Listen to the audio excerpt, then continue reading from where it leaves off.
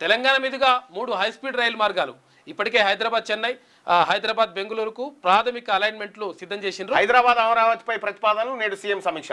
మూసీ అభివృద్ధికి ఏడీబీ నిధులు రుణం పొందేందుకు కేంద్ర సూత్రప్రాయ అనుమతి. 4100 కోట్ల రుణం తీసుకోనున్న తెలంగాణ సర్కార్ ఏడీబీ ప్రతినిధులతో పురపాలక శాఖ ఒప్పందం చేసుకుంది. గ్రూప్ 1 పై అప్పీలుకు హైకోర్టు తీర్పుపై రివ్యూ పిటిషన్ దాఖలు చేయాలని టీజీపీఎస్సీ నిర్ణయం తీసుకుంది. 17 తారీఖు రోజు హోటల్ తాజ్ కృష్ణాలో సరికొత్తగా బీసీల రాజకీయ పార్టీ ఆవిర్భవించబోతా ఉంది. ప్రజలారా, మీ అందరికీ ఆహ్వానం. బీసీల ఆత్మగౌరవం ఉట్టిపడే విధంగా బీసీలకు సముచిత రాజకీయ వాటా, సముచిత ఉద్యోగ వాటా, సముచిత ఆర్థిక వాటా దక్కడం కోసం సరికొత్త రాజకీయ పార్టీ తెరపైకి రాబోతా ఉంది.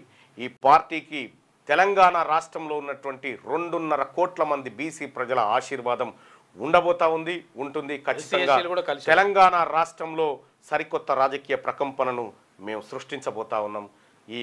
ఈ కార్యక్రమానికి మిమ్మల్ని అందరినీ ఆహ్వానిస్తా ఉన్నాం.